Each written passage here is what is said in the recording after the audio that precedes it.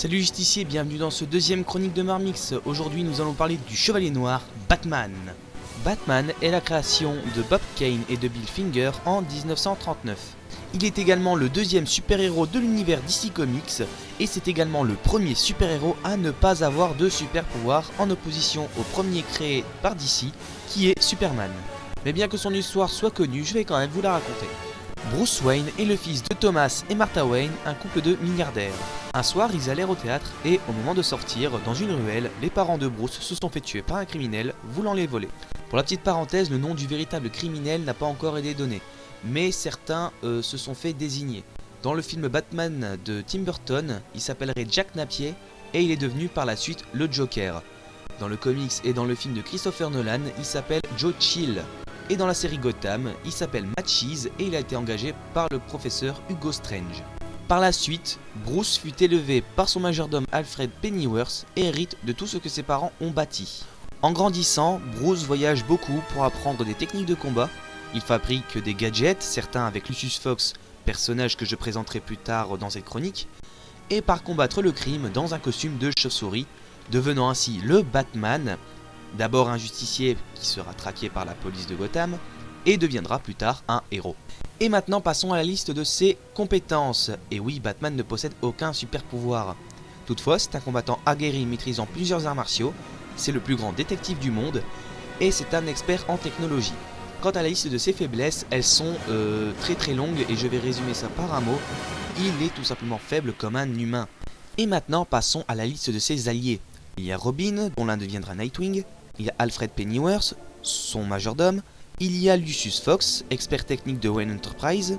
Il y a le commissaire James Gordon, Batgirl et Batwoman, et un chien appelé Ace. Et après avoir cité quelques-uns de ses alliés, je vais citer quelques-uns de ses ennemis, par ordre d'apparition. Je ne détaillerai pas qui sont ces personnages, mais certains feront l'objet de chroniques de Marmix normalement.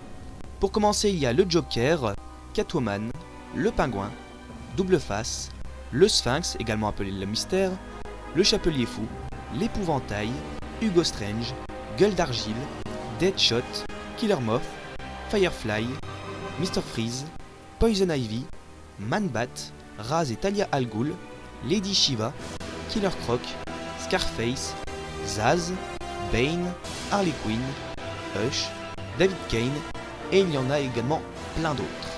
Mais hélas, bien que ses ennemis soient les plus nombreux, ce sont également les plus débiles à mon sens. Et oui, parce qu'ils ne font les crimes que la nuit. Pourtant, s'ils veulent éviter le Batman, ils n'ont qu'à attaquer en plein jour. C'est bien un des seuls trucs que je reproche à l'univers Batman. Et maintenant, passons à la dernière rubrique de cette chronique. Qui peut bien lui ressembler chez Marvel?